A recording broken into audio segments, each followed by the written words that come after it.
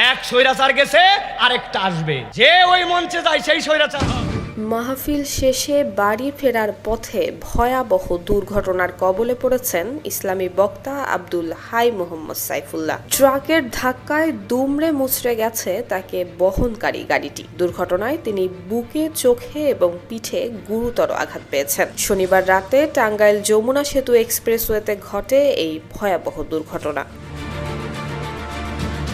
Mohammad সাইফুল্লাহর verified Facebook পেজে একটি post করে আজ এই তথ্য নিশ্চিত করা হয়েছে। পোস্টে বলা হয়েছে, শনিবার রাতে মাহফিল থেকে ফেরার পথে টাঙ্গাইল যমুনা সেতু এক্সপ্রেসওয়েতে একটি ট্রাক পেছন থেকে তাকে বহনকারী গাড়িটিকে ধাক্কা দিলে গাড়িটি দুমড়ে মুচড়ে যায়। এতে গাড়িতে থাকা মোহাম্মদ সাইফুল্লাহ বুকে, চোখে এবং পিঠে আঘাত পান। পোস্টে আরো বলা হয়, আল্লাহর অসীম দয়ায় তার জ্ঞান ফিরেছে।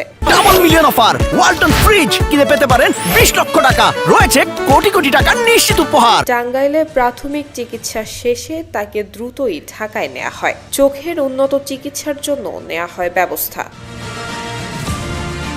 মোহাম্মদ সাইফুল্লাহ একজন স্বীকৃত ইসলামী বক্তা। তিনি কুষ্টিয়ার ইসলামী বিশ্ববিদ্যালয়ের আল হাদিস বিভাগ থেকে স্নাতক এবং স্নাতকোত্তর সম্পন্ন করে ফ্যাকাল্টি ফার্স্ট হওয়ার সুবাদে রাষ্ট্রপতি গোল্ড মেডেল পান। বর্তমানে তিনি ওই বিশ্ববিদ্যালয়ের এমফিল ডিগ্রি অর্জন শেষে পিএইচডি গবেষণায় নিযুক্ত।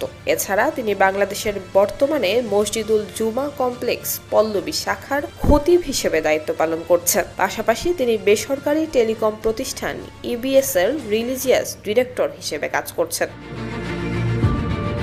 দুর্ঘটনায় মোহাম্মদ সাইফুল্লাহর পরিবারের সদস্যরাও আঘাতপ্রাপ্ত হয়েছেন। এমন অবস্থায় প্রিয় বক্তার দ্রুত সুস্থতা কামনা করছেন তার ভক্ত অনুরাগীরা।